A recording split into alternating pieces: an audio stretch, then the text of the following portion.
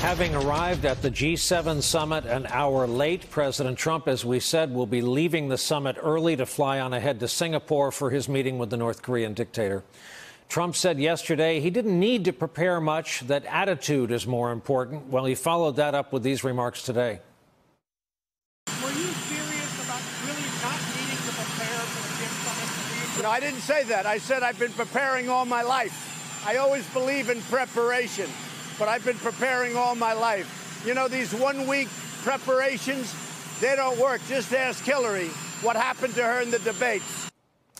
Here to talk about all of it tonight, Sumi Terry, a senior fellow for the Korea Chair at the Center for Strategic and International Studies. Importantly, she's also a former senior analyst at the CIA and was in charge of that region while on the White House National Security Council. Also with us, retired four-star U.S. Army General Barry McCaffrey, decorated combat veteran of Vietnam, former battlefield commander in the Persian Gulf. His global portfolio, and it is vast, includes the Korean Peninsula as well. Sue, I'd like to begin with you here in New York. I know you'll be part of our coverage Monday, but what will you be watching for? What should our viewers be watching for when these two emerge? Well, the first optics is going to be good because both leaders are invested in having good optics. I would watch out for if there's going to be a second day after the initial meeting, because right now they're planning for a second-day meeting if the first day goes well.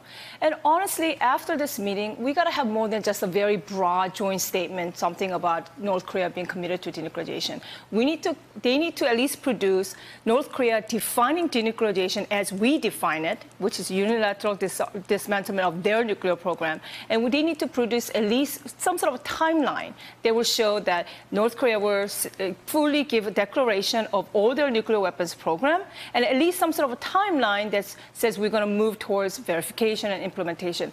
Outside of that, if there's just a joint broad statement after 2 days of meeting, I don't think that's a success. General McCaffrey, before we talk Korea, you'll forgive me if I go back exactly one segment. I was thinking of you earlier. You are a Cold Warrior at first, turned kinetic warrior later in life. You spent most of your adult life in uniform. When you hear Susan Glasser say this is not a drill and talk the way she is talking, she doesn't toss language around casually, about the post-World War II alliance on this week when we're marking yet another D-Day anniversary. How do you react to that? Well, I think it's appalling, to be blunt. These international alliances that have sustained us both economically and in national security are now being called into question. And particularly with the Russians, it's just bizarre. The Soviet evil empire came apart. The poor Russians are still under the sway of Mr. Putin. He's essentially running a thugocracy, a kleptocracy. His neighbors are frightened by him. And by the way, nobody cares anything about Russia except for their nuclear weapons and their oil and natural gas. Their economy is less than that of Italy.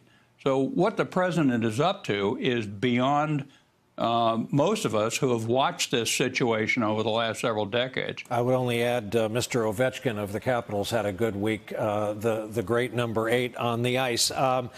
So, General, the president likes to complain that no one dealt with the Korea issue before him. The truth probably is that because a bunch of presidents dealt with it, that has kept the peace on the peninsula. What will you be watching for as we get underway Monday? Well, by the way, I think you just made an extremely important point. South Korea, a democracy, rule of law, an ally with a massive, well-equipped and trained military force, and the Japanese are our allies in the region. And poor North Korea these are bad people exploiting the North Korean population. They're in penury. They don't have a very good military, but now they've got ICBMs that can threaten us. So Mr. Trump has to go into that meeting with Secretary Mattis and Pompeo advice. We've got to try and get them to reduce the military tension on the peninsula.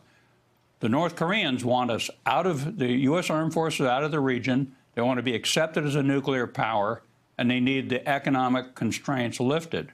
So if Mr. Trump thinks it's just attitude, then we're about to get greater risk in the Korean Peninsula than we had before. Hey there, I'm Chris Hayes from MSNBC. Thanks for watching MSNBC on YouTube. If you want to keep up to date with the videos we're putting out, you can click subscribe just below me or click over on this list to see lots of other great videos.